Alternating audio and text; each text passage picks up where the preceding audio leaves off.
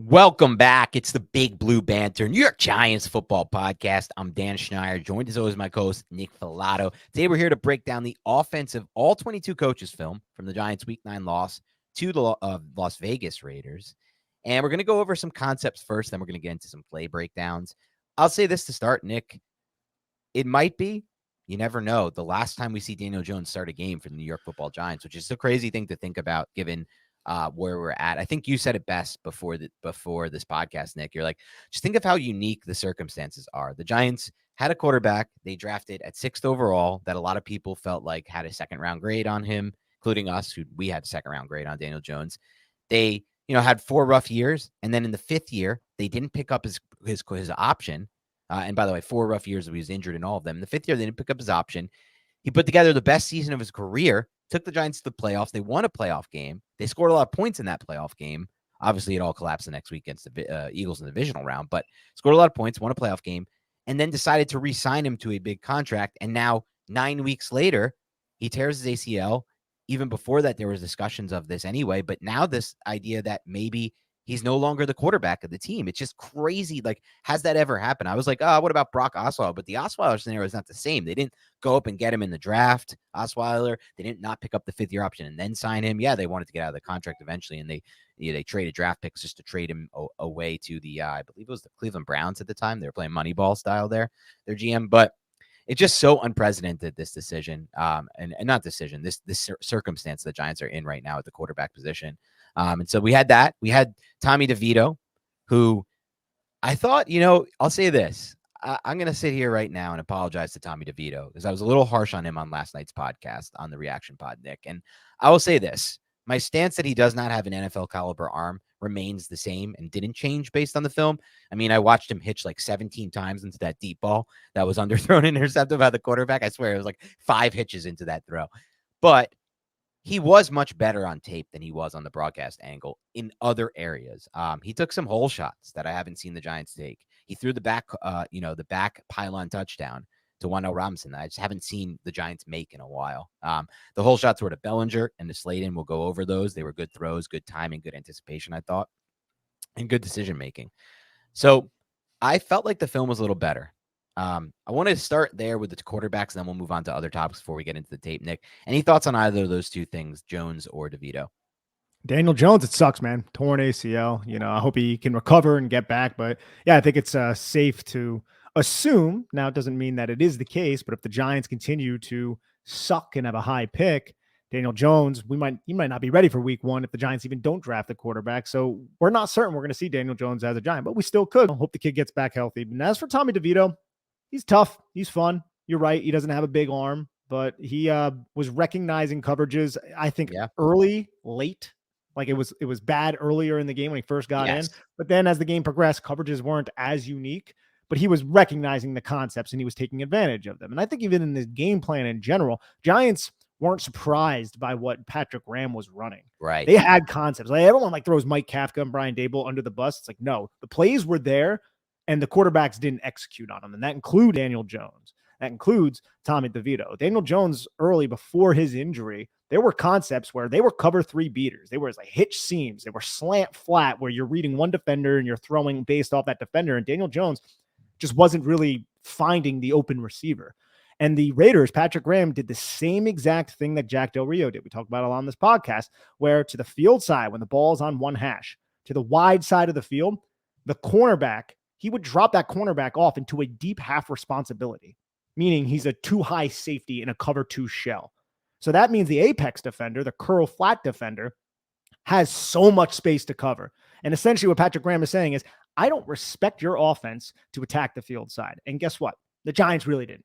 It's the same exact stuff that we've been seeing from some certain defensive coordinators over the years. We saw it again in this tape. Yeah, I think that was a great astute point by you, Nick. And, I don't want to bury the kid after an ACL, but our job is to analyze the tape. That's literally what we're doing here. So I hope you guys can understand that and try to come through it. Is all I can give you, the sensitive ones. But this was maybe the worst tape I've seen from Daniel Jones ever in the limited snaps that he played, including that Seattle game, which I think was the worst before that, and the Tampa Bay Monday night game from, I believe, 2021. I mean, just start right from the game, he misses Saquon Barkley by 5 yards into the flat and from a clean pocket. I have no idea what happened there. The overthrow to Hyatt was from a clean pocket. He took a completely unnecessary hitch into that throw, Nick, and was just so slow to get the ball out. He missed the concept to Slayton, where he has to hit him in the second window, and he escapes the pocket for a 9-yard gain. The pocket was perfectly clean. He didn't recognize a corner blitz after already motioning Hodgins over to the right side and watching how the defense did not adjust. It was clear that you saw the DB do exactly what we saw in that Seattle game, which is take 3 steps toward, and I'm not talking about the almost interception of Wan'Dale Robinson before the half. I'm talking about the free sack from Devin Witherspoon, the free blitzer sack. Same idea here, where the guy cheats toward the line of scrimmage just before the snap, and Jones catches the snap and his eyes go directly to the right. Wan'Dale Robinson runs an out route on the left side, and he's wide open, but Jones's eyes are right and just misses that entirely. I mean, we're in year 5. We can't have that stuff. Exactly. And the Raiders too, to that point, because that was the second play. I have that in the reel that we're going to go over. I think it was first play of the second drive, if I'm not mistaken. First, I have 14:51. I think it's the second play of the game. This one I'm referring to with Wan'Dale Robinson to the left. Yes. The 2x2 set. Yeah, man. The safety also tips it off too. Yep. You have the defender who blitzes the cornerback, the slot cornerback.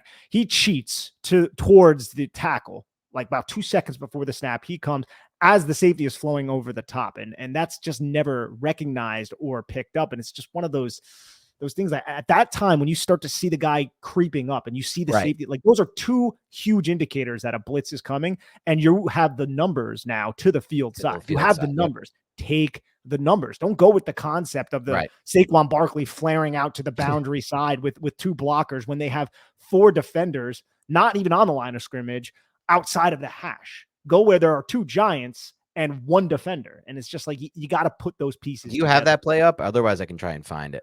Yeah, it's right here. Okay. Let's run. It's part of your break. Yeah, let's just run it just so we can show people what we mean. This is the play we're referring to here.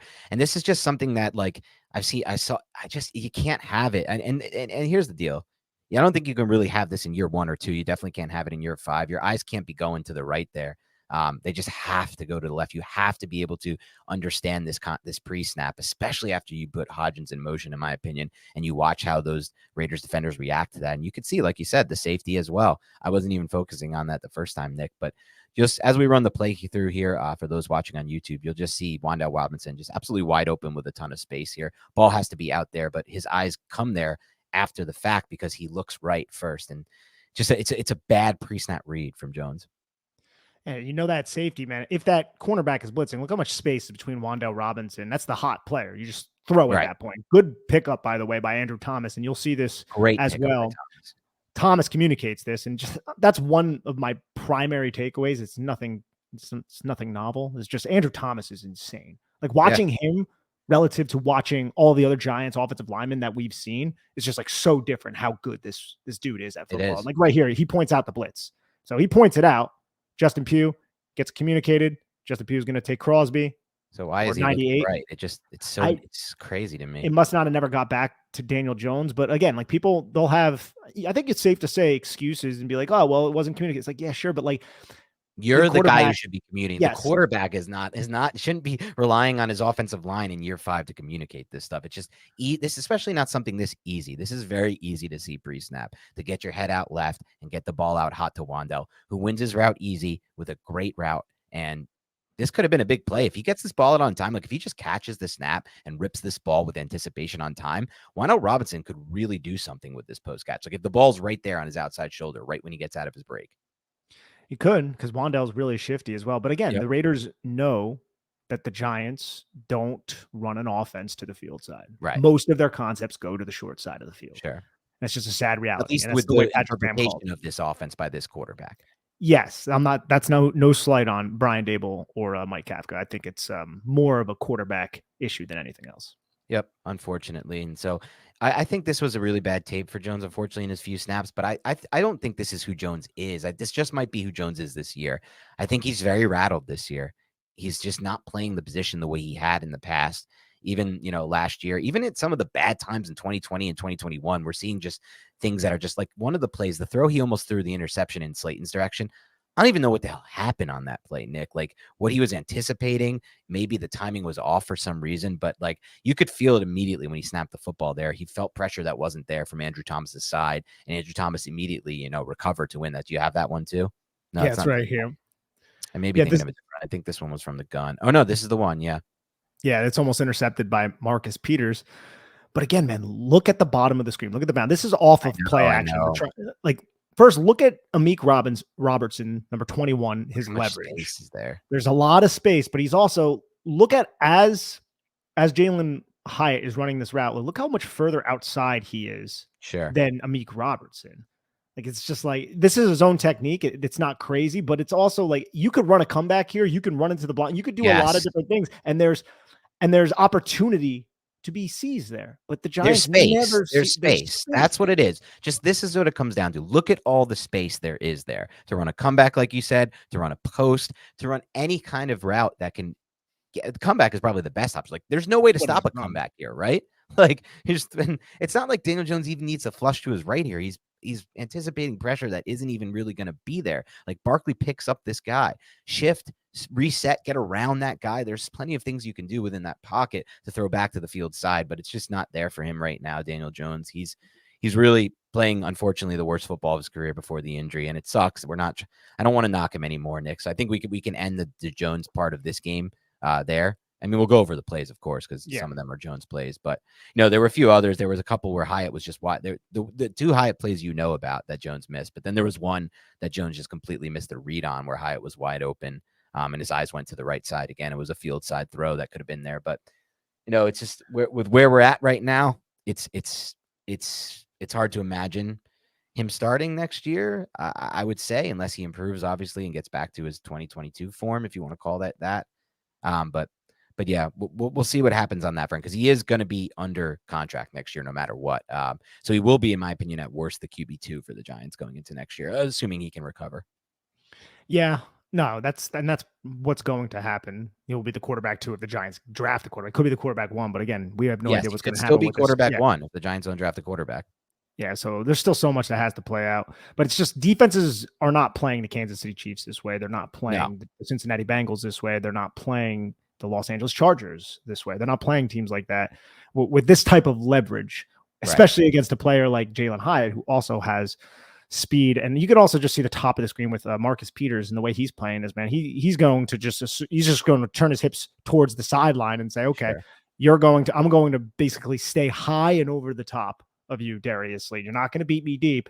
And I can also now work through your outside shoulder if you tried a comeback route, which he does. He worked through the outside shoulder. That was really well done by Marcus Peters there. Almost gets the interception because of it.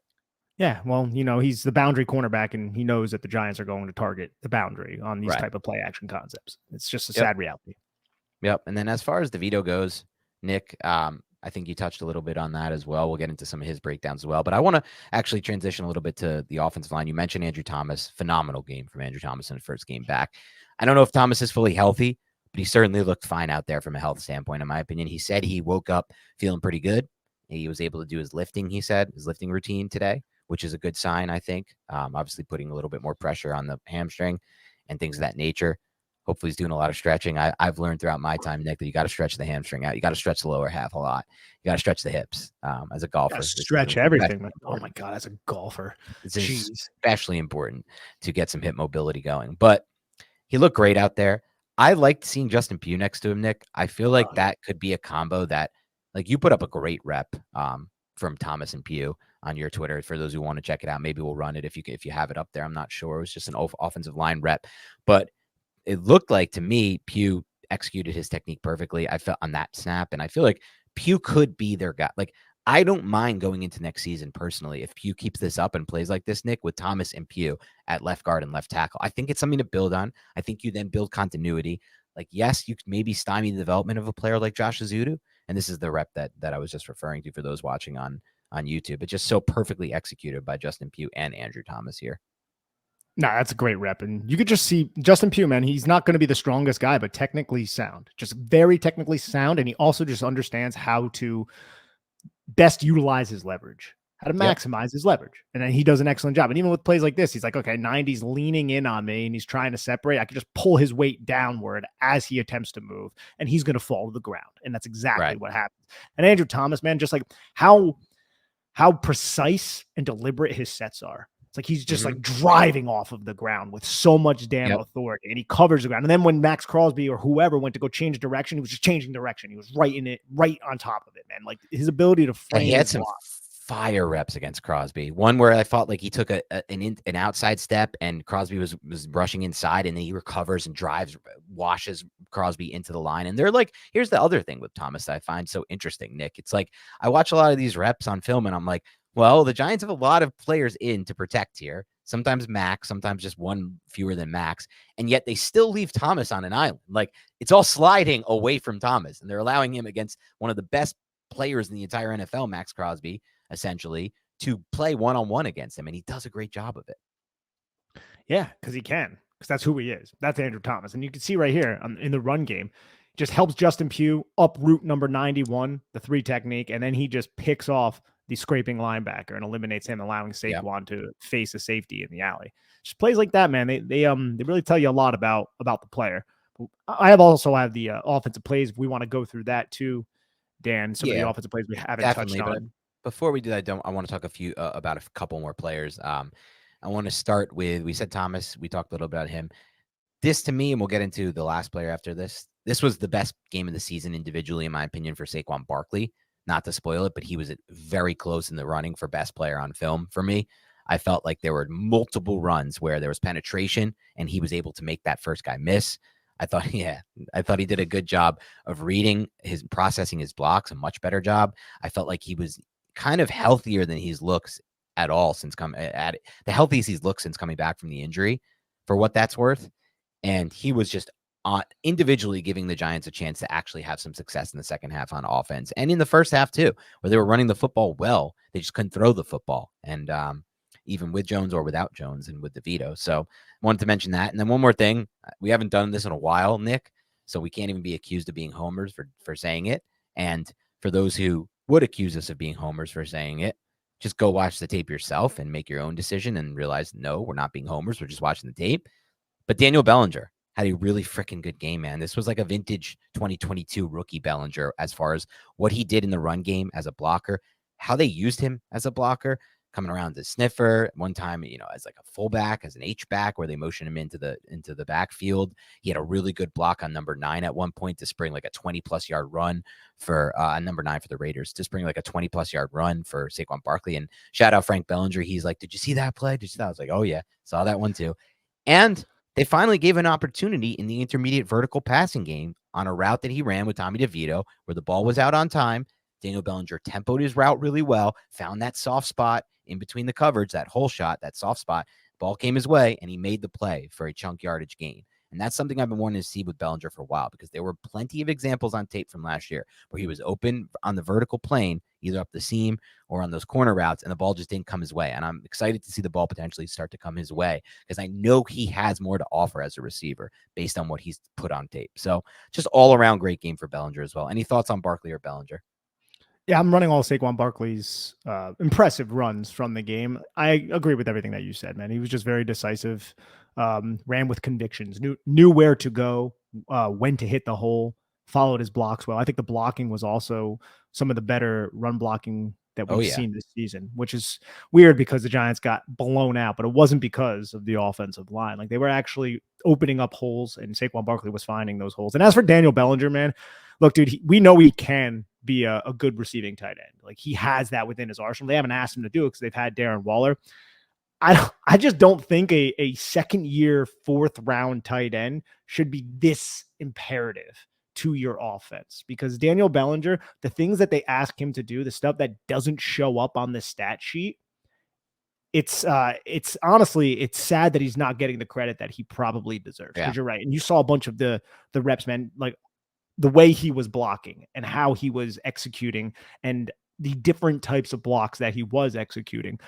You don't have a backup tight end who can do that. You don't have anybody else on this roster who can do that at all. And not even when Darren Waller was here did you have that. So like his importance for a team that with their current personnel, other than the tight end position, want to run 12 to set up the play action passing attack. It's kind of crazy that they have no other tight end who could even act like they can do what Daniel Bellinger does, which is crazy. Like, you go find another tight end. There has to be somebody just chilling on the practice squad who's at least somewhat of a blocker, because Lawrence Cager's not that, and Darren Waller wasn't that. So that just leaves Daniel Bellinger, and they went into this game with 2 tight ends. It's just odd, man. It's just an odd thing. It is, especially because moving forward, at least, and even in this game, the game plan probably would have and should have been to operate through the run game and then off play action. And obviously, if DeVito is going to be the quarterback, that has to be the case. So wouldn't you want to have an extra guy in there at tight end who can actually help and block? And there are guys on people's practice squads right now who are good blocking first tight ends who may not have any receiving upside, but who cares, right? You bring them in and you let them block. And so I am intrigued and surprised by the Giants' decision not to sign another tight end this past week. I thought it was a guarantee after the Waller injury. They didn't. And so I don't know. We'll see what happens there, Nick, but I'm definitely with you on that one. Yeah, it's just funny, man. It's just funny. Just don't think of like, if you were to say, how is Daniel Bellinger one of the crucial parts of your offense, you would imagine that player is like, 80 catches, almost 1,000. Right. He's not that, though, but he just does all of the blue collar work. Like, he embodies what it is to be a Giants tight end. That the characterization that was laid out by Mark Bavaro, Daniel Bellinger is adopting that, and that's got to motivate you a little bit. And just remember, for all those who may not agree with what we've said prior to this, go take a look at his RAS score. He is an athlete too, and he's shown that on tape this year and his rookie season. So he can, in my opinion, do things in the passing game.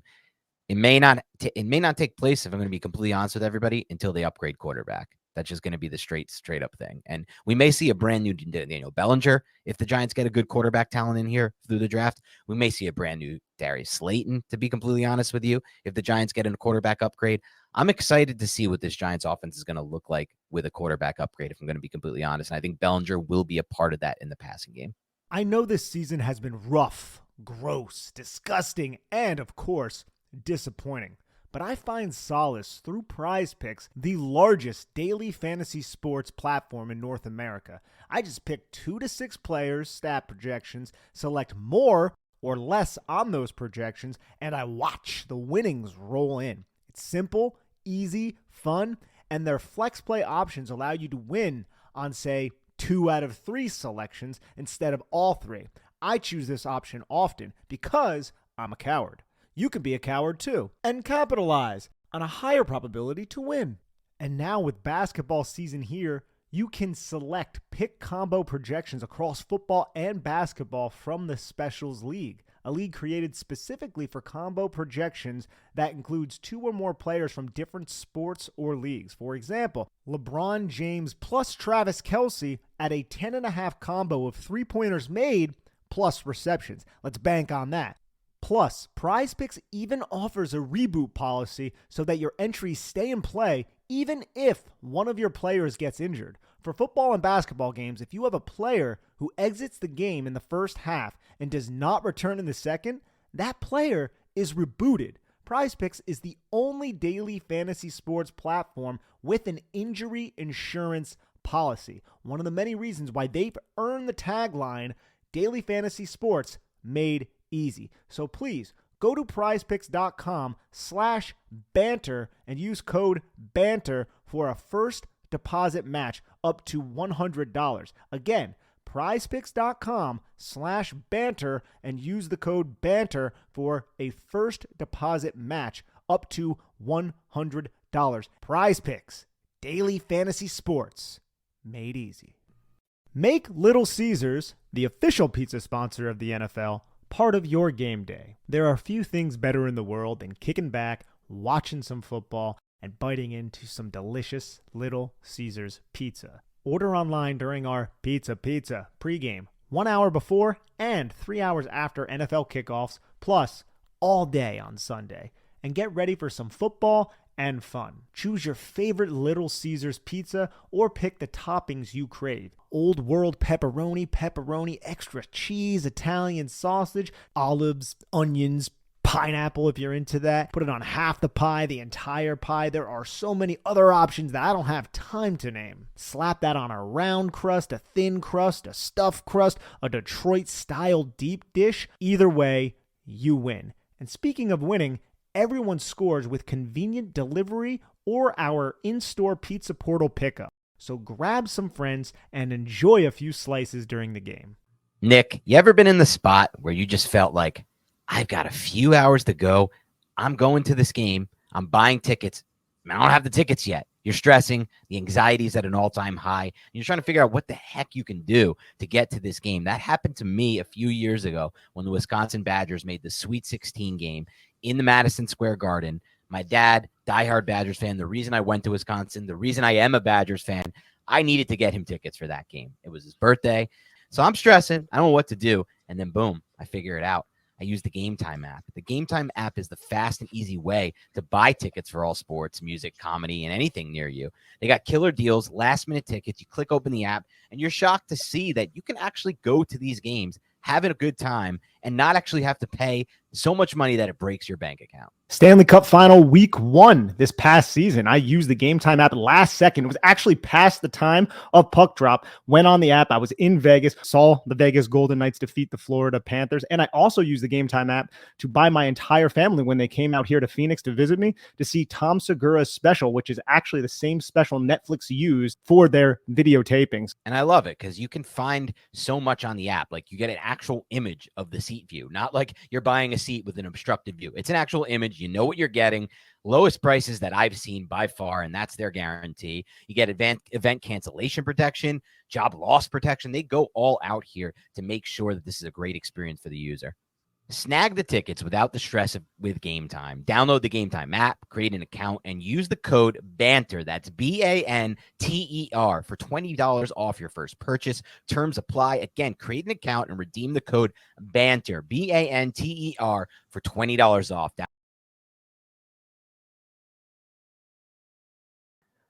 All right, Nick, now let's get into some play breakdowns. Yeah, Dan, first play of the game. It's a slant flat to the field side, and Daniel Jones does not put the ball where it needs to be. But you could see how the Giants are attempting to attack that soft coverage to the field side. I want to applaud them for that. It just doesn't really work out here. You have the slant from the number one receiver against 21, who is off leverage. He's about, 5-6 yards off of that wide receiver. And then the apex defender stays in the throwing window. So no one follows Saquon Barkley to the flat. Saquon Barkley is wide open when Daniel Jones opts to throw this football. It's just the football is honestly nowhere near being caught. It's a really bad throw. I thought maybe Max Crosby got a piece of it, and then I watched the end zone angle, and as you're seeing right now, not even close. It's just not a great throw. Maybe he was scared that Max Crosby was going to knock it down. I don't know, but it's not a good look. Yeah, and the ball probably should have been out way earlier anyway. Like if you could see from that sideline angle, I mean, you can anticipate that Barkley is going to be open here a lot sooner than when the ball is released. Like you could throw this right now if you're a great quarterback easily, even if you're just like a decent, pretty good quarterback. To wait that long obviously makes it more difficult to get yak, but either way, you're never going to even get a catch if the ball is thrown like this. This was a bad sign to start the game for Jones. Obviously, something was off, it felt like, after this type of throw. An interesting start, too, from the Giants. They came out in pony personnel. They had Matt Breida on the field with Saquon aligned in the slot. So Giants wanted to get a little creative with their approach offensively. It obviously did not work. But this one sails out of bounds. And then the next play that we'll run through as Dan and I talk, we already broke down. This is the Wan'Dale Robinson play. You can see it again. The blitz comes. Wan'Dale Robinson is open against a guy who is off leverage. Daniel Jones doesn't recognize it, and he ends up flowing out and getting hit. And he had a clean pocket. Like, everything was fine here. It's not like the protection was a breakdown. It was just he couldn't find an open receiver. John Michael Schmitz kind of gets beat a little bit. What was your opinions of JMS in this game? I don't think he played poorly. I don't really think the offensive line played poorly in general, but I wasn't overly impressed with him. I think it's safe I would agree with that. I think that you pretty much nailed that evaluation. I don't think it was any kind of liability or anything, but also not like the most impressive game. I would say that in a lot of ways, I felt like Thomas obviously clearly had the best game on the O-line. I thought Pugh was second best. I thought Bredesen had some good moments in this game. Yeah. And then actually, I thought Evan Neal wasn't so bad before the injury either. Wasn't great, but wasn't so bad and had some moments as well. He had some moments for Yeah. sure. And then he had the one moment, which is going to happen against a guy like Yeah. Max Crosby, where It's a Crosby tough matchup. ran directly through his chest. Yeah. I was like, oh, crap. Crosby was probably feasting at the idea of getting to go onto the other side of the formation instead of having to line up with Andrew Thomas. But yeah, the big thing about the play Nick and I already broke down and then showed right there is it's not a matter of if JMS gets beat at the end. It's quick game. The ball has to be out of the quarterback's hand and his eyes have to go to the right spot. His eyes directly go right at the snap. They should never be going right when the defense tips off that DB blitz. It has to go to the hot, which is left, and Wandale Robinson. So yeah, and here's the other play we already broke down as well. Another, if you guys want another weird one. Yeah, almost interception to Marcus Peters, which is never something that you want to see. And now we're going to see this deep shot to Jalin Hyatt. You could see how wide open Jalin Hyatt is because of Meek Robertson. I'm not really sure what Meek Robertson is doing in this. I guess he thought that it was going to be because the leverage that the Raiders are playing up to this point to the field side, like we already said, he's turning his back to and the Giants tried it. It's coming again, and watch how he reacts. So the Giants are attempting to punish the Raiders for playing their defense in this manner. It's just, again, they can't connect, and that's the problem. They force this single high middle of the field close safety in this cover 3 look to travel very far, but the ball just kind of stays up there a little bit too long and forces Jalin Hyatt bounds. Yeah, the ball definitely hung up there a long time. You can see it from the other angle. I posted on Twitter, the end zone angle, the ball just in the air for a while there. One thing that I notice about, Jones from these deep shots is just, it seems like he does take a few, almost on a good percentage of these, it does seem like he takes extra hitches, Nick, into these throws, and just his feet are just not quiet and not compact in a lot of ways. This isn't a better example of it. The throw to Hyatt, the second miss, the one he overthrows Hyatt on and throws a little left on, that was a better example of it. Just, you watch some of these other quarterbacks, like, get to your top of your drop, like where he gets the top drop. I don't think he needs that second and third hitch there, or that first and second hitch, I should even say there. Just get to the top of that drop, stop there. Like, Tom Brady never took those extra 2 hitches into these throws. He didn't need to. And even after 2 hitches, the ball still does hang up in the air, which is not a good sign either, in my opinion, in a dome. From an arm talent standpoint, if I'm just going to be honest, like 2 hitches into a throw and then a ball to hang that long in the air is just not. It's not good business. It's hard to complete big passes like that.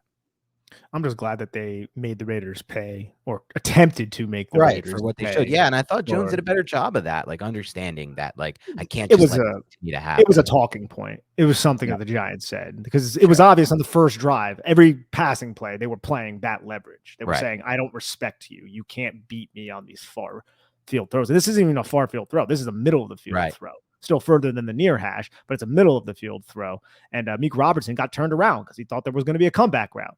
The play was set up, and that's good coverage. I think that's Trevon Merrick to get over the top to harass Jalin Hyatt. But again, timing is off on this play. But what are your thoughts, by the way, just backing that up real quick to that last angle from the end zone? I'm just curious to get your take on this, because this will be a larger discussion as we move through toward our quarterback evaluations. What are your thoughts on, the quarterback arm talent on a play like this, Nick? Because to me, take out the fact that this ball hung in the air, which is obviously not good from an arm talent standpoint.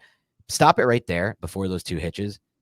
I feel like when I watch the Caleb Williams types prospects, the really impressive arm talent prospects, they're not taking those hitches because they don't need to. They generate their power in a lot of ways just from and he looks so much to me like when I watched Aaron Rodgers from a release standpoint, Caleb Williams, but they generate their power with like almost like I forgot how it's described. From it's their almost hips. like from their hips, right? Yeah. From a torque hips moment. And I think, Matt Sibbs did a good job breaking that down on that Tyrod Taylor throw to Jalin Hyatt in the Bills game, where he kind of rolls to his left and then rips it, and it's a lot of hips. But to not be, when you don't have that ability, where it looks like here from Jones, and you kind of have to really use your whole body to get into a throw, look at the space it eliminates. Like, he can't even really follow through on this throw. He's moving backwards after the throw. And that's part of why the throw hangs in the air for so long in my mind, because he's not able to follow through on it because of taking those 2 extra hitches there.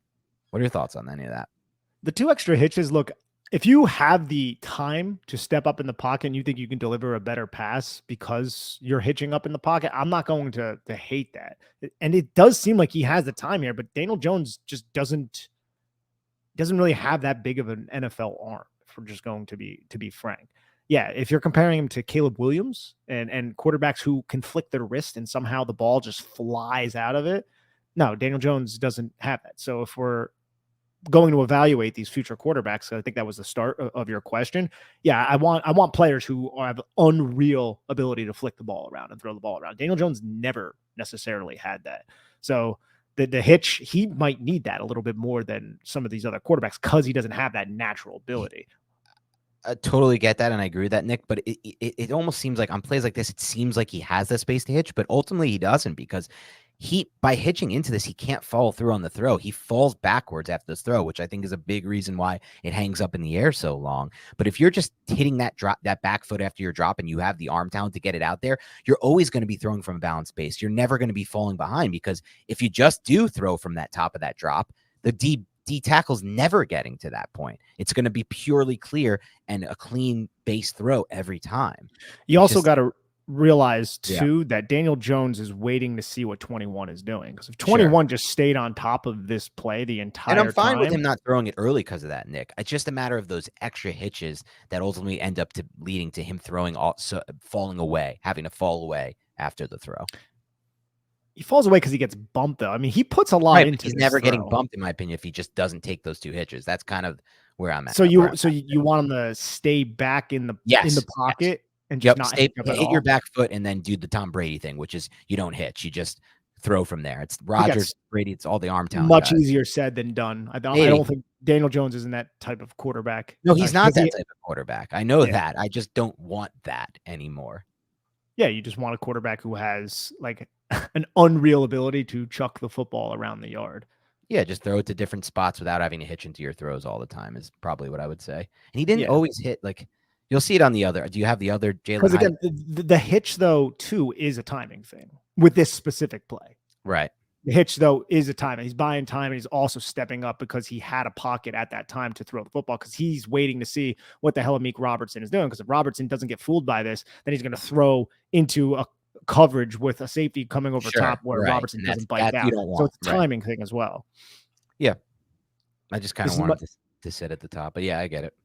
Yeah, it's much easier to see on YouTube for the podcast audience. We just this is how it goes for the All-22. Yeah, exactly. So moving on to a 1st and 10 with 4:11 left in the first quarter. This is this rough. Yeah, so he has Jalin Hyatt open. This is the field side once again, and you could see how he catches the football. He looks to that side, and for whatever reason, the cornerback who is taking a deep half responsibility, because they're taking a deep half responsibility is what I should say, actually, he's going to basically assume outside positioning on the number 2, who was also going vertical. So the defense from their match route combo, by the way, great route combination, because this is how the Raiders were playing the Giants, not showing respect to the field. So what are we going to do? We're going to run deep concepts to the field where we run 2 vertical with a running back flaring out to that side. So any underneath defender is going to be drawn to that running back. And then you're going to have a 2 versus 1 deep, or you're going to have a cornerback who is mid-pointing, and you're going to have space to deliver the football. And that's what the Giants get here, because number 0, he's kind of in a 2-on-1 by the time he realizes that Wan'Dale Robinson, who was that initial number 2 receiver, is going to be running a horizontal cross. Because if he just goes horizontal here, if he just goes vertical here, Wan'Dale Robinson, he could take it up the seam, and then it could be a touchdown because the other deep half safety is not in position to cover that ground. So he has to midpoint. He has to play in between the 1 and the 2. This is a great call by Brian Dable, by Mike Kafka, but Daniel Jones just doesn't fire the football. And this is one of the pockets that weren't completely clean, but I'm sorry, man. At that point, this is clean enough. It's so clean. Oh yeah. Like you would he's panicking, but Andrew Thomas reestablishes. Like this is to me one of those, like, where is he going with his feet here? Like, as he steps through this pocket, look at how much space he wastes here by stepping up. Like, that's not what you want. You don't want to just vertically step up and slide into these blockers. And dude, this is a busted coverage too, because you want to get cute. You don't respect me as a quarterback. You don't respect us to push the ball vertically to the field side. We're going to challenge you. And the coaches are talking about this. This wasn't just by accident. Okay. The defense was playing this way the entire time. They're like, we're going to run a double vertical concept to the field. Let's see what they do. Daniel Jones looks that way. Daniel Jones, what does he do? He looks that way, but for whatever reason, he just doesn't fire the football. You put this football outside of the numbers. No one is making a play on it other than Jalin Hyatt. Sure. No one is in a position to, like, look, the underneath cornerback is about 5-6 yards underneath with no ability to recover that ground. And then the other cornerback, who is assuming a deep half responsibility, is flowing toward the hash. But I don't think Daniel Jones has that arm talent to reset his feet, notice what's going on, and then throw the football where it needs to be. So he goes for the check down. It's just like, you're just leaving points on the football field. And unfortunately, we've seen this quite often, even during the 2022 season, even though people don't like to hear it. Yeah, I mean, it's just obvious at this point. And I just feel like he has no, at this point, he's just so uncomfortable in the pocket for whatever reason. And that's not for whatever reasons. The Giants have failed him with their pass protection. But like, you have Andrew Thomas, one of the best left tackles in the NFL. Let him establish himself. Let him get back and win this rep, because he does win this rep. Look at this. And then everyone else wins this rep on the O-line. It's literally as like, this is the problem I have when people are like, he's never had a clean pocket. He's never had a clean pocket. The film says otherwise. Like, and it's over and over again. And yeah, sure, there were some crazy bad breakdowns against Miami and Seattle, but you know, there's also these examples that are just killer for your offense, because it's hard to win a football game when you don't get this ball out to Hyatt. And he's thinking this entire time, and we'll see it from the other view in a second, but watch, hits his back foot, right? At this time, it's processing like, what is that corner? Is that cornerback taking the deep half? Right. Is he closing in on the number 2? Is Jalin Hyatt going to be open? I don't think anybody's on Jalin Hyatt, but she just doesn't trust what he is seeing, and it takes him too long, and you don't have seconds to rely on in this situation. You can't be hesitant. You got to pull the trigger. And Daniel Jones, man, he's a conscientious objector. He just does not like to pull the trigger. And that step up at the end, it's just like the space that he's so long with his steps in the pocket. It's so clunky. It's never just like quiet. And it's just so hard to explain with words, Nick. But I just watched some quarterbacks who manipulate pockets so much better than this, so consistently. Look how wide his legs are. It's tough. So like at this point, he's looking at that outside cornerback who's not just bailing, but the one who's just staying put. He's like, what is he doing? Does he have Saquon Barkley? Okay. And then he comes off of that entire side of the field and he looks at the drag route right in front of him. Yeah. Like just goes to that check down real quick and then gets it out the bar. It's just, man, it's not a great look from, because it's something that's persisted throughout his film. It's consistent with his film, you know? And it does. Unfortunately. Yeah. Exactly. Jack Del Rio 2.0 was what I called this game plan by from the Raiders. Yeah, Patrick Graham. And what did we say before this week in the preview? We said this might happen. Patrick Graham's seen a lot of Jones tape, and he coached against him for a while. He knows. He probably went into this saying, like, this is the type of quarterback you can just abandon the field side against. And on the first play, Jones tried to take advantage of it by throwing to Saquon Barkley. And even in a simple pass like that, like 2 yards beyond the line of scrimmage to the field sideline from a clean pocket, he's inaccurate with the football. What are you going to do? You know, not great. Bad game. And now we're going to have the deep interception by Tommy DeVito, who really got to step up into the pocket here. This is just a good recovery by the Raiders defense. The backside cornerback against this cover 3 ends up replacing the middle of the field closed safety to assist the cornerback in coverage. It didn't really matter because the ball was so underthrown by Tommy DeVito. But you can see this is just a deep play action concept. Giants run these all the time. Deep post with a horizontal cross. Try to hit behind the middle of the field closed safety with the deep post if the safety drives down on the cross. And if the safety doesn't drive down on the cross, then you throw the cross. And that's what Tommy DeVito is reading. He sees the safety drive down on the cross, like, okay, I know I have an outside leverage defender against Jalin Hyatt, so let me take that shot. But then the other cornerback on the other side recognizes what's going on, smart, replaces, ball underthrown, interception, Raiders. Yeah. Again, like I said at the beginning of the top of the pod, I do think Tommy DeVito did some good things in the second half, but this would probably be one of the examples of just why I don't really foresee a future of him as a QB2. And my QB2, I want to have some kind of, a little bit more upside and more arm talent. I mean, this is like 3 hitches into a throw that's severely underthrown and off target. So it is what it is. We're going to go over some good DeVito plays too. Yeah, absolutely. Like, DeVito's not the reason. Remember, this isn't a dome. Like, this is a weather-controlled game, and we're seeing balls just hang in the air. Yeah, not great. Not great. Good interception, though, by Meek Robertson. Now we have Tommy DeVito delivering one of those good balls, delivering one of those good passes to, I think this is Darius Slayton. Yep. Tommy DeVito, just simple high-low read. because you have Daniel Bellinger on that same side. Daniel Bellinger is going to run vertical. So he's declaring vertical at first, and then he's going to bend to the inside. It's just a bending route. And what does that do? The deep half safety that is on that side, he's going to close with on the bending number 2. No one is going to take Darius Slayton because the flat defender is being held by the running back in the flat. So this is just a great high-low concept to attack cover 2 defense. And he just threw it into the boundary hole, and it ended up going for one of the more impressive plays of the Giants offense. Yeah, it was a nice hole shot. Good read by DeVito. Good timing. Good rhythm of the passing. It makes you wonder why they haven't been able to connect on these for like 17 games before this. It's curious to me, Nick. That's the whole thing. It's like, where was this the last 20 games or so? I don't know. Maybe they didn't face too many cover 2. It's possible, but we know that they face some cover 2. Yeah, that's a good cover 2 beater. And now we're just going to see double smash concept. Just run double smash in the end zone, and just no one picks up Wan'Dale Robinson. And Tommy DeVito does a really good job extending this play, flowing out to his right and finding Wan'Dale Robinson. And at this time, when he's flowing out, if you're watching, he's reading number 24. He's like, what's 24 doing? 24 just stays short the entire time. So Wan'Dale does a really good job, like getting about as close to the back pylon as he can, away from all the coverage. And I'm trying to see what this safety is doing too. Like the safety, it seems like to me, like he's kind of in no man's land. He's not covering anybody. He allows Wan'Dale, he allows number 24, I think that's Marcus Peters, to get high load essentially. And Tommy DeVito recognizes it. Touchdown. Double smash in the throw by DeVito too, like rolling to his right, off balance. It's this was a not I've talked about his arm talent before. This was a good arm talent moment for him, I felt like. Yeah, it had a nice touch to it too. Like if there was a defender underneath, he might have got it over the top to a 5'7" Wan'Dale Robinson or whatever the hell it is. So let's see Tommy. Tommy's working. He's working. Pass pro was pretty solid here too. Pretty good rep from Evan Neal.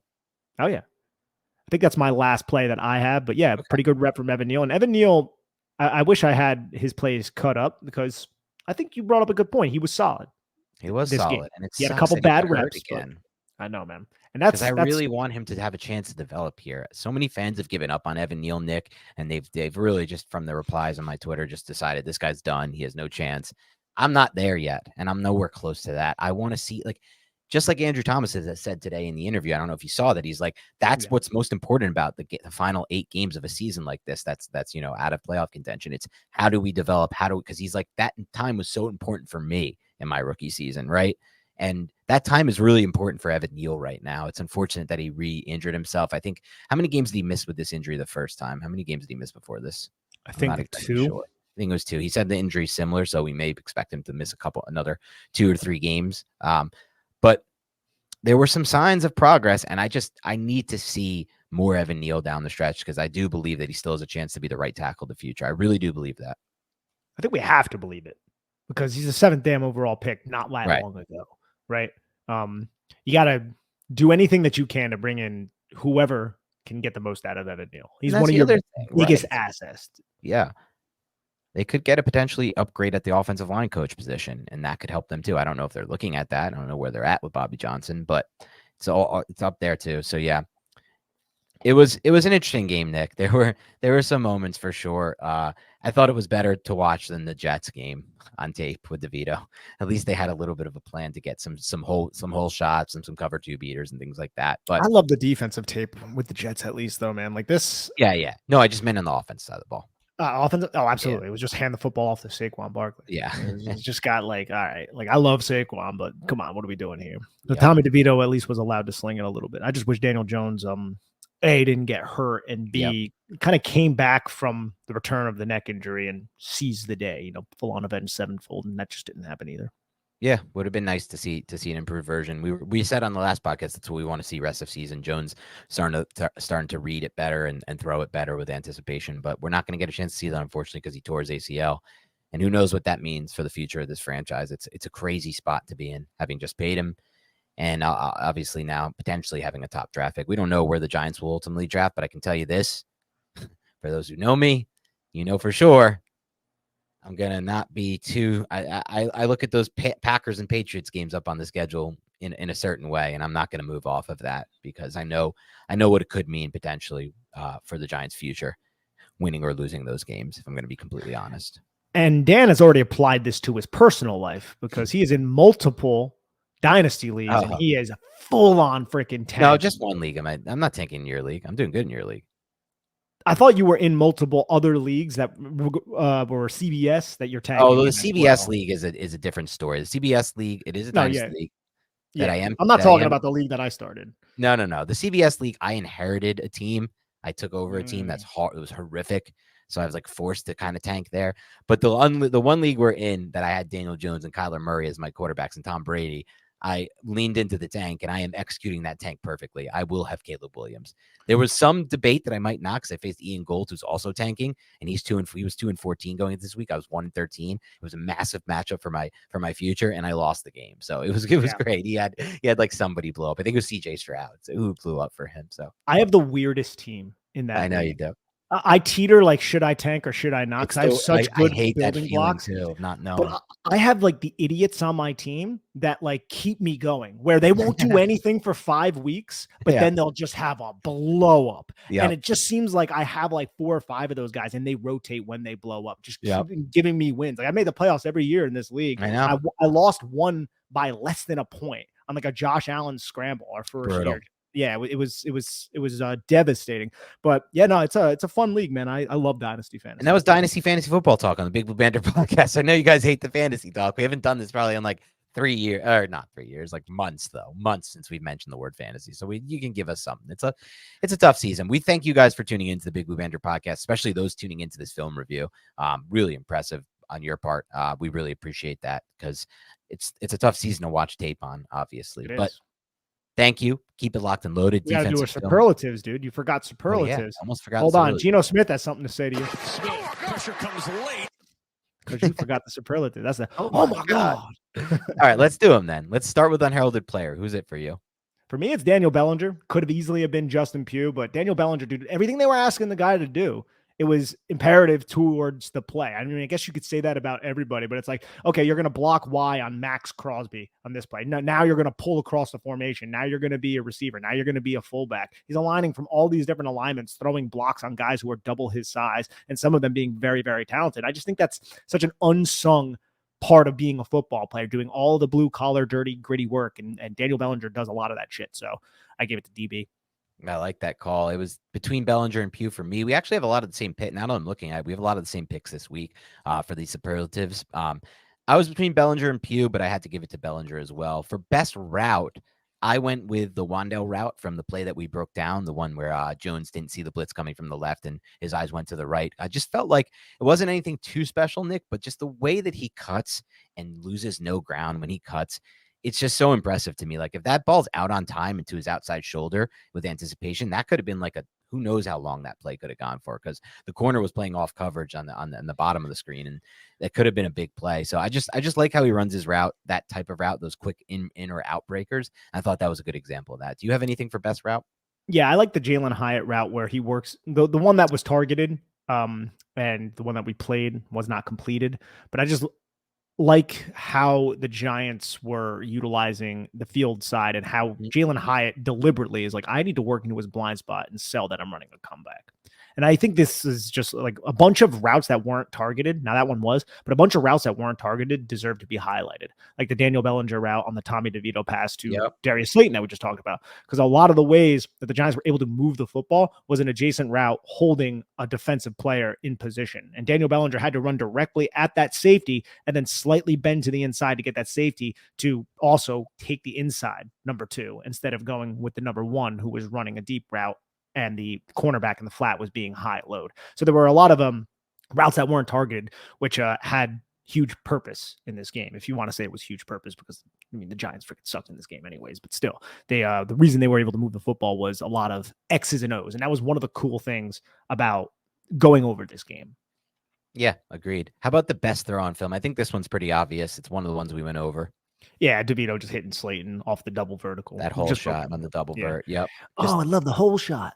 Love the whole shot. And everybody loves that term, but it is the only way I've thought to describe. I don't know how else. I think that's like just football jargon, but timing of that pass was really good. The ball placement of that pass was really good. The recognition and the read was good there. Best player overall, Nick.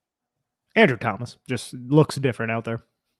Yeah, I mean, in any other game, we're running into the Dexter Lawrence scenario again. Like in any other game, I could give this Saquon Barkley. I thought he had an amazing individual performance in this, but I can't not give it to Thomas when he puts tape like that. And how many times is he on an island alone? There's sliding protections away from him. And how about in the run game? He looks so much different than any guy we've had at left tackle this season, not named Andrew Thomas, in the run game.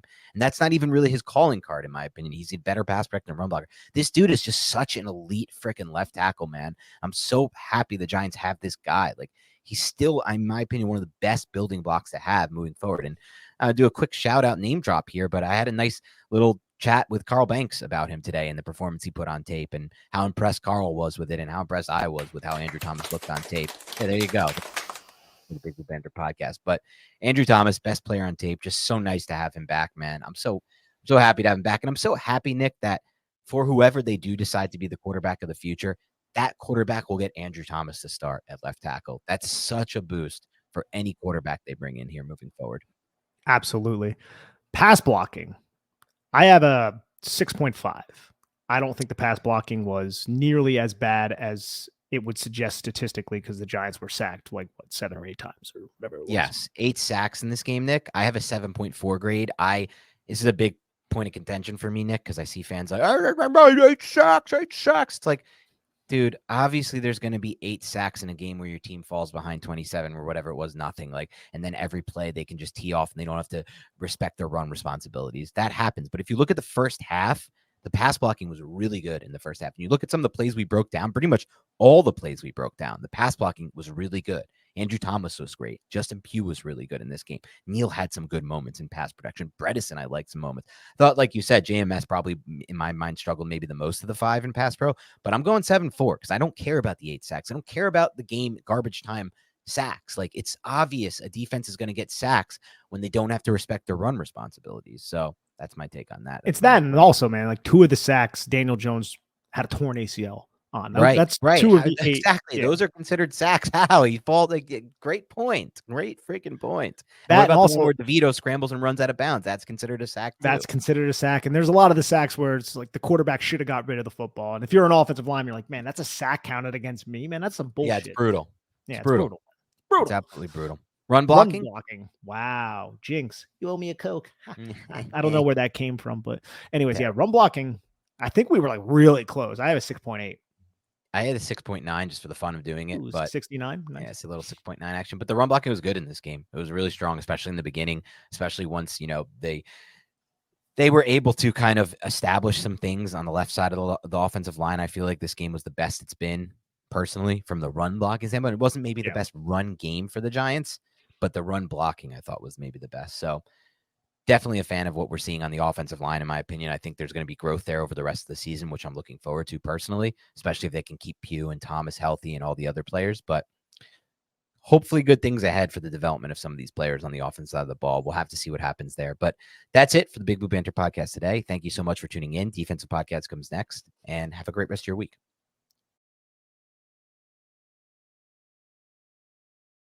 Welcome back. It's the Big Blue Banter, New York Giants football podcast. I'm Dan Schneider, joined as always by my co-host Nick Filato. Tonight we are here to break down, and tonight, by night, I mean it's freaking 6 o'clock on the East Coast and it's already dark. What a devastating time to be on the East Coast after daylight savings when it gets dark at like 5 o'clock. It just sucks. It's so depressing, but not as depressing as the Giants defensive film. What a sell right there, Nick, to get us going, right? We're going to break down what went wrong. It was bad tape for the Giants on defense for the most part, though some bright spots. Micah McFadden, big time bright spot in this game. And some downgrades too, some down spots too, which we'll get into. But Nick, overall, before we get into some of the play breakdowns, what were your thoughts on what happened on defense and how the Giants kind of regressed in a lot of ways from what they had shown in the 3 weeks prior to this game? Just want to credit Bo Hardigree and Aiden O'Connell, the rookie quarterback. I think their game plan was executed efficiently. I would almost say flawlessly, but that's a little bit of an oversell. But it was, we're going to hand the football off to Josh Jacobs on a lot of zone running concepts, something that Marcus told us they didn't really do all that often. And all of their personnel suggests they should. Well, it was a lot of zone and there was a lot of cutback lanes, and the Giants weren't as disciplined on defense as I would have hoped.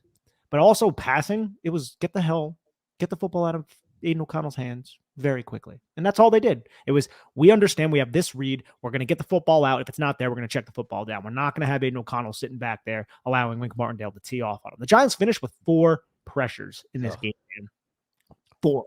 And I'm not even looking at the pass rush like you guys are non-existent because it really wasn't that much opportunity for them to do anything. You gotta remember, man, it was quick. The Giants were down 21-0 in this game. They were getting their asses kicked. The Raiders didn't have to pass, and they were running the football well. So kudos to the Raiders offense and their coaching staff and Antonio Pierce for being able to get a rookie, 5th round pick up to speed like that, because he looked legit. Didn't have to do too much, but he looked fine with what they asked him to do. He did look fine. He got rid of the football fast. That's part of it. Like, I'm mentioning in the last pod, Nick, but I'll be talking to you about this a bunch when we, go over quarterback prospects in this coming draft. I want to see guys who don't waste space in the pocket and are just able to get into their drop so much faster and get the ball out of their hands faster. And I think Aiden O'Connell did a really good job of getting to the top of his drop and getting the ball out. And that's like half the battle, it feels like, playing quarterback when I watch the ones who are successful and keep the passing game on time and in rhythm and the ones who don't. And the deep ball he threw, that was a good example of it, Nick. Like, he didn't hitch into that throw, dude. He just hit his back foot and let that thing rip. And the ball got out on time. And wasn't a good rep for Deonte Banks, by the way. Deonte Banks. It was not a good game for Deonte Banks. He got burnt by Trey Tucker and Jacoby Myers. But Trey Tucker's also like so fast. Like, that's part of it. Like, I was looking. It was the release, though, man. It was the release that like made me be like, shit, So it wasn't just like, he's fast. Like, you got to beat him on the line of scrimmage. You have to have line of scrimmage for the wide receiver to take advantage of your speed. And Trey Tucker did that on that play. And that's totally fair. And we'll get to Deonte Banks later. But I just felt like you said, it was a great game plan. Great. They were so well prepared, the Raiders, for this game under Pierce, which is such a nice sign for him. And, I can take some happiness or solace in the fact that Antonio, even though the Giants lost this game, that Antonio Pierce had a good first game as a coach, because I love Antonio Pierce. So same. Hopefully they don't Rich Bisaccia him, though. I hope not, but I read that they might give him a chance to actually, if he does okay, which sucks too, because I looked ahead because I was so intrigued by this Pierce storyline, Nick, that I looked ahead, and I know the Raiders have some really tough games on their schedule coming up, which is so unfortunate for Pierce. They have the Dolphins, they have the Jets, which is going to be a bad game script for them, and they have the Chiefs as their next 3 games, which is not ideal. Dolphins and Chiefs being 2 of those, but 3 winning teams with a winning record. But we'll see what Pierce is able to do. But yeah, I think ultimately the biggest concern for me in this game, Nick, was the run defense. As you mentioned, just not a good game for the Giants run defense. And we'll get into some of that on the tape breakdown. So let's get into that now. Yeah, we can get into that just in a second. But they did only allow Josh Jacobs to have 3.8 yards per carry. But I'm only saying this because I've seen people like recite that on Twitter. Yep. But again, a lot of that was in the second half when they were just milking the clock. When it mattered, the Giants' run defense just wasn't there to slow down what the Raiders were throwing at them. And it wasn't like they were reinventing the wheel either. It was pretty fundamental football stuff. And I also was going through this tape, and I wanted to get your opinion on this. Like, was it just a loss of Leonard Williams that made this run defense worse? And I don't look, losing a good player like that is always going to bring your defense down a little bit, but that's not the reason why the run defense just suffered here. A lot of the issues with the run defense was the cutback. Yep. And that mostly fell on the edges. And I thought Kayvon Thibodeau, who had a couple really good plays against the run, he also had some plays where he pinched way too far, and he was the contained defender. I believe he was the contained defender. And then Josh Jacobs just bounced right around him, and there was no one there except for a safety coming from depth or something. So that's Nick, with regards to that and that whole position group, which I believe at this point in my mind is in dire straits, like either via free agency or one of their premium draft picks they will need, including that extra second rounder, which I'm so happy now that they have. They're going to need to upgrade edge, because I'll be honest with you, Jahad Ward, I hope this is his last season with the Giants, and I'm not trying to knock the guy, and I know he blocks everybody on Twitter who's mean about him, or says anything. I don't think you have to be mean, and I've never said anything bad about the guy, but I just don't feel like he's the same player he was on tape last year, to be quite honest, and not somebody they want out there getting any snaps in. But it's also like, what else do they have to work with right now on the edge position? And that's the spot they put themselves in, and it's not all their fault. Dave Gettleman left them with nothing at edge, literally a barren cupboard with absolutely nothing. He re-signed Aziz, but Aziz doesn't play, so it's essentially nothing. He did leave him with Aziz, but we don't get until we get Aziz on the field. It would be great to have Aziz and Kayvon. Sounds great. But so they're just going to need to figure out some way to upgrade that edge position this offseason. Isn't it crazy that Boogie Basham played 26 reps here? And it's just Wait, he most was out there? wow, Boogie Bash, I'm looking at it right now. 26 reps, 26 snaps, 18 as a run defender, 9 on pass situations. And you're right. It just, you don't, he had 1 tackle he was credited for, which was a stop. He almost had a PBU on a Almost play. had a PBU, 0 was like, oh. pressures, 0 hits, 0 sacks, obviously. So, Well, yeah, he probably wasn't out there for many, like you said, It's 8 pass rushing snaps. reps. Boogie Basham is the guy on the Giants defense where I'm just like, oh, he's just out there. I know. He's not necessarily bad, but he does nothing. Only 13 snaps for Isaiah Simmons, by the way, Nick. It's like They weren't in some Simmons- packages. It's too much. agreed. As much. They weren't in him as much, but they haven't really found.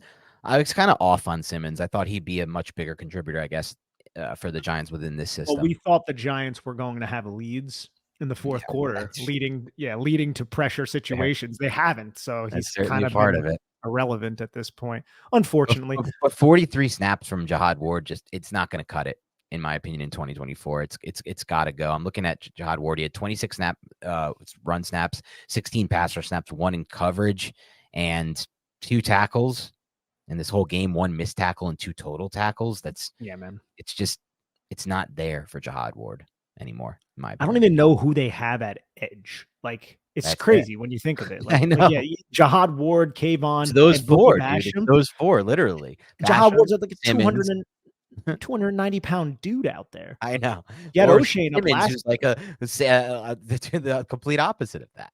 It's a wild and weird situation. I do think the defense would be so much better with Azeez Ojulari from a pass rushing perspective. But in games like this, you didn't really get the pass rush either. And I don't know how many snaps Azeez plays when we're going to run the football, because frankly, Azeez Ojulari still hasn't proven, I think, to us that he's a reliable NFL run defender. I agree with that. And so that's kind of what I feel like they need in this offseason. Somebody who they can set the edge with, but just with a little more juice than guys like Boogie Basham and Jihad Ward. I just want a little bit of juice. Those guys can set the edge, but I know, man, there's no juice. The straw is in the sippy cup, and it's just like looking for any sort of liquid, which is unfortunate. Let's get into some of these plays from the New York Giants defense. This first play is not a zone run. This is a counter run, something that the Giants have fit really well, I would say, over the last 4 or 5 games. Well, on this play, not necessarily. Micah McFadden notices this shift, and he tries to communicate to Bobby Okereke, like, get back over. And they read it, but Kayvon Thibodeau, this is something that I noticed on film last week, and we brought it up, but Kayvon is typically really good at doing it. When the backside guard pulls, he always tries to jump around them and then close the gap, right? Yeah. Close the gap, close that C gap, or that D gap in that case. And in this case, he's able to avoid the contact, but he can't bring down Josh Jacobs. The pulling backside guard kind of like hooks him and drives him into the ground. And the Giants were already out of position off of that initial shift. Micah McFadden, somebody that we used to criticize or just say, hey, mentally he wasn't there last season when he was a rookie, which is very understandable. He's the one communicating with Okereke, like, get over. Right. And they both fill, but there's a wide open gap because Kayvon couldn't keep it tight enough, goes around, doesn't make the tackle, and Xavier McKinney has to run from the other side to make this tackle. So this is a question about early this run. play. What's up? I think at times, I'm forgetting what the technique was called, but you broke it down with some of the Giants players over the years. Squeeze and wrong arm? Squeeze with the wrong arm, yes. Well, squeeze is different than the wrong arm. No, the wrong arm, where you use your left hand. And is that something that he should be doing on that rep or no? No, I don't believe so. Okay. I think it's that kind of stuff is communicated. So it's like, I'm going to wrong arm, and then say Bobby Okereke, who doesn't appear like he's in position. He would maybe flow over the top, right? Because they won't have a lot of that over the top. Yeah. A lot of that stuff is communicated pre. It's not just like, hey, I'm going to use a wrong arm this time. Okay, right. Gotcha. Like, there might be defenses where they have that, but at the same time, in this case, and what Kayvon has done a lot this season is he has relied on his athletic ability to avoid this. Right. And I think the Giants were just supposed to be a gap over, but they were just out of position pre-snap, so work right into the hands of the Raiders. And it was because of pre-snap motion why that happened too, because you don't really get to see it too much, but you see Jason Pinnock in the box. Oh, rotating. Okay, I'll get out of the box. We're going to rotate Xavier McKinney now down, and now they're running back this way. Jason Pinnock is no longer a threat in the run game. Before you run the next play, Nick, I did want to get your take on the Xavier McKinney post-game comments to Jordan Ronan. And, what your thoughts are on that, and then also what it means specifically with regard to one aspect. So I'll go over those now.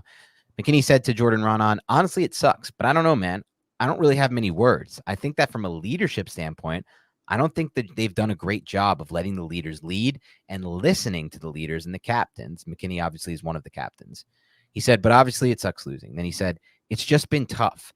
I don't want to speak on it too much. So it seems like he was holding something back, but that has been my frustration about mentioning, because he was asked, what were you referring to with the leaders and captains' words falling on deaf ears? It's just been tough. I don't want to speak on it too much, but it has been my frustration. It's tough losing your quarterback. We tried to fight through it, but we couldn't. But then he said, it's the little things. It was one of those things where you have some of your leaders, your captains, from a defensive standpoint, trying to switch things up and just not really being heard. I don't know.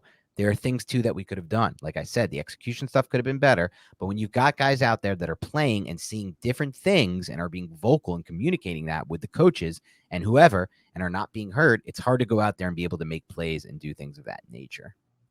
So interesting. I would rather he keep a lot of this stuff in-house, but I'm imagining at this point he's already tried that, because there has been words spoken, according to him, like, look, we are voicing our frustrations or whatever the hell you want to call it, and we're not being heard. Nothing's being done about it. We're the leaders of this team. This is also a team that just shipped the defensive leader out of town as well. So I think Xavier McKinney, and just little comments that he's made over the last maybe like 4 weeks, you can sense that there's a lot of frustration there. And I don't know if he's going to be back as a New York Giant. And I like Xavier McKinney. I think he's a very versatile player. I don't want to pay him $14 million a year as a New York Giants. I don't think they're in the position to do that, but I think there's a lot of utility in that specific type of player, even in this defense, which probably maybe doesn't maximize his skill set in terms of intercepting the football, which is a huge part of playing safety and being a defensive player. But yeah, there's obvious frustration there. I'm always like, I wish you don't say it to the media. Agreed. Because everything he kind of knew. He even said, like, I don't want to go too much further on this, but he already said so much already. Like, but he already, yeah. And it kind of goes to show you, though, man. Like, we saw how this locker room was, who rallied around Brian Daboll last year, coach of the year. Losing kills. Yep. Losing kills, man. Losing kills. The best culture is just winning football games. As I've said a million times, you can't build a culture without winning, and that's what fixes any culture. And I think part of the problem is that the offense is so much worse than the defense. The Giants haven't scored 20 points in 7 games. 7 games. The Giants are averaging 4 points less per game than the second to worst team in the NFL on a points per game basis. Like, that will eat at a defense. It will. It's hard to go back on the field time after time after time again and again and again. Short field with an interception here too, like they had in this game, and just compete. Anybody who's been on a football team knows this, man. There is a somewhat contentious relationship between the offense and the defense. And a lot of that happens throughout practice, throughout training camp. There are fights and things. Obviously, you have your boys back once the season rolls around. But as you said, if one side of the football is so inept and the other side is solid, and they have to keep carrying the weight and picking up the slack, there's going to be a lot of resentment that builds up. It's just natural. It's just natural. Absolutely. I think Xavier McKinney, I mean, he's kind of made a few different comments this season that you can be like, there's something weird going on with that situation. It doesn't feel good. It doesn't feel good, which sucks, because they're not the type of team that can afford to let talent go, in my opinion, at this stage. But we'll see what happens there. They might have to go back to the drawing board and find a new safety, which is just to add to the list of a million needs that this team has. I just wonder exactly who's not listening. Who's that directed at? That's what I was curious about. I mean, Wink is not he's saying oh, I'm seeing this, and Wink's just like, no, we're running our game plan. This was our game plan for the week. We're going to keep running it. He's like, this game plan's not working, or I'm seeing this. They're adjusting to it. That's what I'm curious about. But I'm curious. I think Xavier McKinney, I think he's a smart guy, man. I do. I just think he's very frustrated. I mean, his entire professional career, the Giants have basically sucked, other than last season where he broke his hand and went through a lot of personal stuff that he had to overcome as well. But I think he's a bright and versatile young football player who's 24 years old right now. He's still really young. I would like for him to be a part of the Giants' future, but it's going to come down to money and all these little shots with the media. It's not going to help. It's not good for him. I know. No. I know. Let's get back into the plays, though. Yeah, we went over the counter run, and now this is just a release by Jacoby Myers. If you look to the right side of your screen, Deonte Banks is in the slot, not his natural position. He can play it because he's a talented young cornerback, but look at this release by, oh my gosh, dude. He creates so much separation on an inside release against Deonte Banks for the podcasting audience with just this hezzy move. Watch how this is a split release. It's what it's called. A split release. You can see how he has one foot in front of the other pre-snap, nothing crazy there. And then he comes to a split. So he's square to his defensive back, the guy who is tasked to cover him. And watch just how hard he just explodes off of the outside foot when he plants it in the ground, and then look at the head movement and the shoulders and his ability to accelerate out of his break. He's an underrated receiver. He really is. Jacoby Myers is a very underrated receiver, in my opinion. This is a really clean release. This is one of those things where they're watching it in the film room probably today. Yep. And they're like laughing, like, "Oh man, you put that rookie." It is like, "Ah, crap." Sure. Tyree Wilson had one of those against Andrew Thomas. I put it on Twitter. Andrew Thomas threw Tyree Wilson like out of the club. Like Tyree Wilson was just like, "Oh my god," I was just like, "Oh my god, this is crazy." All right, here we're gonna have Bobby Okereke just stick Josh Jacobs, and this is just going to be a zone run. You can see shows the ball. And then Bobby Okereke just does such a good job staying square to the line of scrimmage, sifting through the trash. Micah McFadden was tasked to blitz here, so he has to compensate for McFadden not being there if McFadden doesn't get home on the blitz. McFadden does a good job at least taking Greg Van Roten, who is a really good run blocker, by the way, who buries Bobby Okereke in one of these plays. I don't think I have it, but he buried Bobby Okereke. Like one of the better run blocking snaps I've seen at the second level from an offensive lineman this season. But McFadden removes Van Roten. Ashawn Robinson is able to go inside to take 72, presenting the hole, and then Okereke just finds it and then stuck Josh. You don't see Josh Jacobs fall like that too often. No. And now we're going to have a great form tackle. This is a 3rd and 4. I like this play call a lot from Wink Martindale, and it's not surprising. They're just basically going to keep one safety very deep, put 2 guys on Devontae Adams, and then force every other Raider to defeat them. 3rd and 4 passing situation. Look at the bottom of your screen. Inside on Devontae Adams, outside and high. So there's nowhere for Devontae Adams. This is a backside 3-by-1 set. Aiden O'Connell peers towards Devontae Adams, sees the double coverage, and quickly comes off. And that's quick processing right there from the rookie. He's like, okay, I'm not even going to try to force this issue. You want to devote 2 to Devontae Adams? That means it's going to be one-on-one to the other side. So he comes off. Josh Jacobs or Amir Abdullah, whoever that is matched by Bobby Okereke. So now you have one-on-ones from those 3 receiving threats, including the tight end. The football's a little bit high, but it's in front of, I think that's Jacoby or Hunter Renfrow, and the ball's just not completed. So good coverage overall, and a good job by the Giants to just not have Devontae Adams be a part of this play. Yeah, rush 3 too, drop 8. So I thought that was a nice call by Wink on a 3rd and short. Yeah, rush 3, drop 8, and you have a little bit of a pressure look. Dane Belton is in there. You didn't see a lot of this package. You didn't see a lot of the Dane Belton package with like one linebacker out there. These dollar packages. Yeah, Belton played 18 snaps in this game, but not a ton. No, but it wasn't all. I don't believe. No, you're right. It wasn't all in these packages. Yep. All right. Now we're going to have this deep pass to Trey Tucker. Just Deonte Banks is burnt. Like sometimes you just get burnt, bro. Like sometimes it happens. You lose at the line of scrimmage, and somebody who has wheels just goes right past you. And you can see like he has slight outside leverage once he kind of does his skip release, and he just doesn't turn his hips, nor does he make any contact. Like when you're in press, man, I don't know why when you're a line of press, like some cornerbacks just don't jam. I wonder if that's a cooking point, because you could jam and get your hips around and then kind of use the cornerback to help turn you while not also like blatantly holding them. Mm-hmm. But on this play, man, I think he like attempts to jam at some point, maybe. He brought his feet to the outside and just gave an inside alley to Trey Tucker, who stacked him cleanly. Great catch, too. Great finish at the catch point by Trey Tucker there. And this was the play I was kind of talking about, too, with Aiden O'Connell. I feel like he was very decisive with it and got the ball out fast. So under center play, actually has to whip his head around. Got one hitch and just one throw.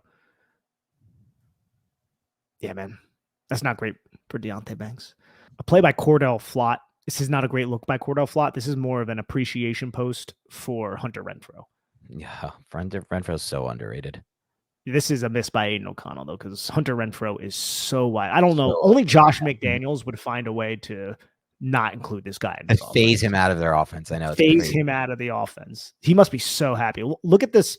He releases inside, and this is the lean and the stick, right? He leans to the outside, and Cordell Flott bought it. He thought he was going outside because that lean took that step. And look how much separation Renfrow. Like Renfrow is such a good route runner in the short areas, man. His short area quickness and his ability to do little things like this. This isn't crazy, right? But he's like, where do you think he's going right now? Watching this on YouTube, corner route, yeah. You think he's running a corner route. His numbers are turned to the corner. His hips are turned to the corner. Everything is turned to the corner. The head, everything is deliberate, obviously. And then he quickly just transitions out of it. Wide, burnt Cordell Flott. And Flott actually had a pretty solid game. I think he had like another play where I was like, Cordell Flott. But he had a couple plays where I was like, oh, there you go, Cordell Flott. He had the one tackle as well near the line of scrimmage. I think that ended a drive. Here's a nice play by Deonte Banks that I wanted to highlight. It's a good rep. Right on Devontae Adams' hip.